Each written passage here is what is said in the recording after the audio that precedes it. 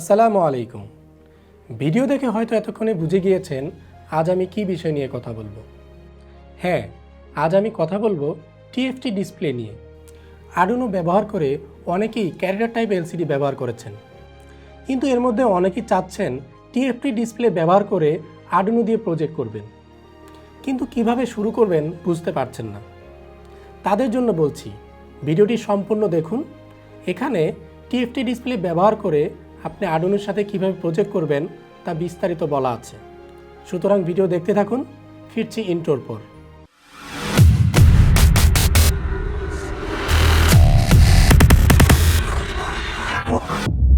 Experiment শুরুর আগে বলে নিচ্ছি, আপনি যদি আরডুইনো নিয়ে টিপস অ্যান্ড ট্রিক্সের ভিডিও পেতে চান তাহলে আমাদের চ্যানেলটি সাবস্ক্রাইব করে বেল বাটনটি প্রেস করে রাখুন। ভিডিও আপলোডের সাথে সাথে নোটিফিকেশন পেয়ে যাবেন। ফেসবুক পেজ থেকে আমাদের ভিডিওটি দেখে থাকলে পেজটি ফলো করতে ভুলবেন না। এক্সপেরিমেন্টটি করতে দরকার হবে একটি আরডুইনো উনো, একটি ব্রেডবোর্ড, একটি টিএফটি ডিসপ্লে এবং 7টি male to male jumper wire. TFT ডিসপ্লের সাথে কানেকশনের জন্য দরকার হবে মাত্র 5টি পিন। পিনগুলো হলো সিএস, আরএসটি, আরএস, এসডিএ এবং ক্লক। এছাড়াও ডিসপ্লেতে রয়েছে 3টি এনসি পিন, যার কোনো প্রকার কানেকশনের প্রয়োজন নেই। ডিসপ্লেকে পাওয়ার দেওয়ার জন্য ব্যবহার করতে হবে 3.3 ভোল্ট। ডিসপ্লের মধ্যে 2টা গ্রাউন্ড পিন রয়েছে, যার মধ্যে যে কোনো একটি গ্রাউন্ড পিন ব্যবহার করলেই হবে।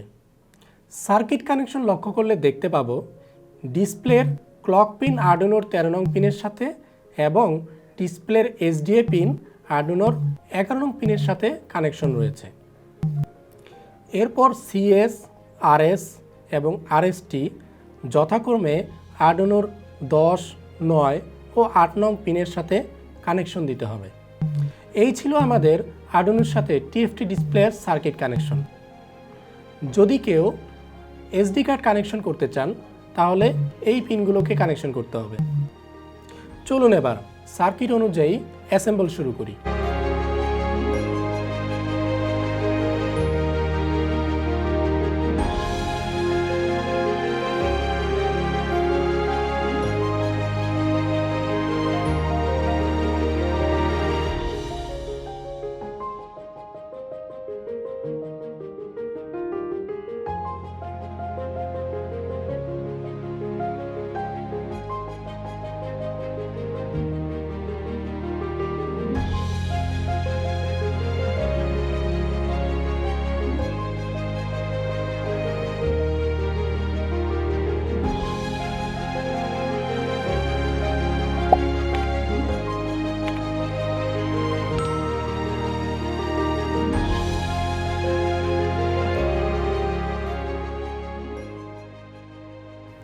প্রোগ্রাম করার জন্য শুরুতেই আমাদেরকে আরডুইনো আইডিটা চালু করে নিতে হবে।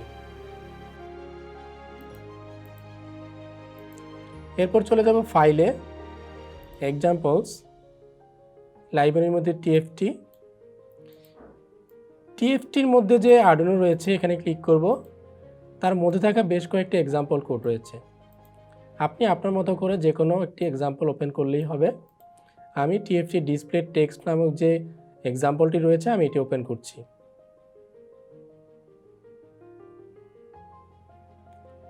কোডের মধ্যে 3টা পিন ডিফাইন করা রয়েছে, সিএস, ডিসি, আরএসটি। লক্ষ্য করলে দেখতে পাবেন সার্কিট অনুযায়ী এখানে পিন ডিফাইন করা রয়েছে। আসলে আমরা প্রোগ্রাম অনুযায়ী সার্কিটটাকে ডিজাইন করেছি যেন প্রোগ্রামের মধ্যে কোনো প্রকার পরিবর্তন করতে না হয়। তারপরে কম পোর্ট সিলেক্ট করতে হবে এবং বোর্ড সিলেক্ট করতে হবে। তারপর আপলোড।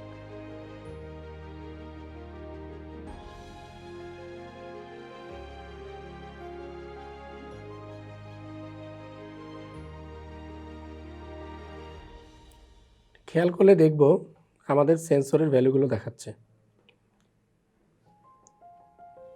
এই প্রোগ্রামটা মূলত অ্যানালগ ভ্যালু দেখাচ্ছে, অর্থাৎ আরডুইনোর A0 পিন আমাদের প্রোগ্রামে দেওয়া রয়েছে। A0 পিনের ভ্যালুটা এখানে র্যান্ডমলি দেখাচ্ছে। আমরা যেহেতু কোনো পটেনশিওমিটার কানেক্ট করিনি, ফলে এই ভ্যালুগুলো র্যান্ডমলি দেখাচ্ছে। আমরা এখন একটি ভিন্ন প্রোগ্রাম দিয়ে আমাদের টিএফটি ডিসপ্লেটিকে চেক করব।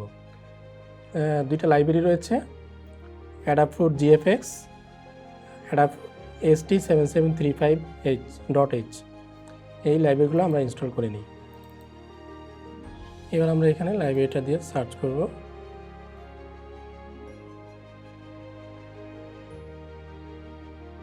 অ্যাডাপ্টফুট জিএফএক্স লাইব্রেরি আমরা ইনস্টল করে নিই। ভার্সনে হাত দেওয়ার দরকার নেই, লেটেস্ট ভার্সনটাই সবসময় উপরে থাকে।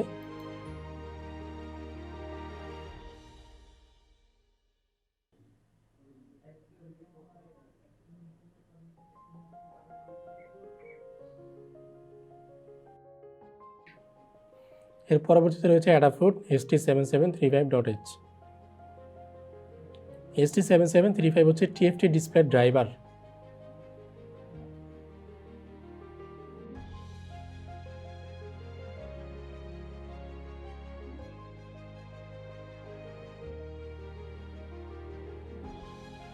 ইনস্টল।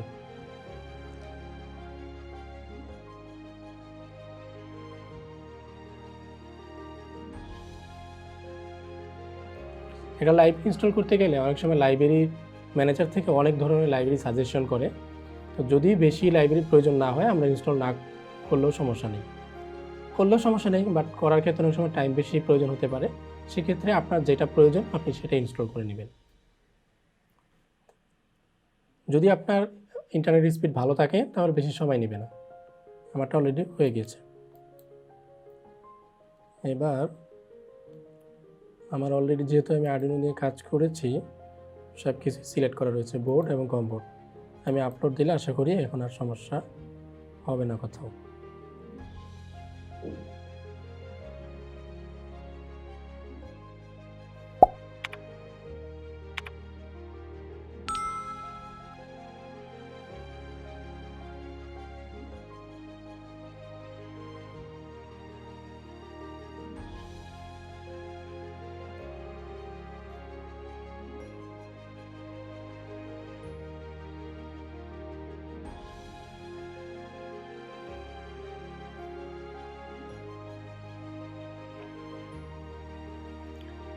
সো এই ছিল আজকের ভিডিওটি কেমন লাগলো অবশ্যই কমেন্ট করে জানাবেন।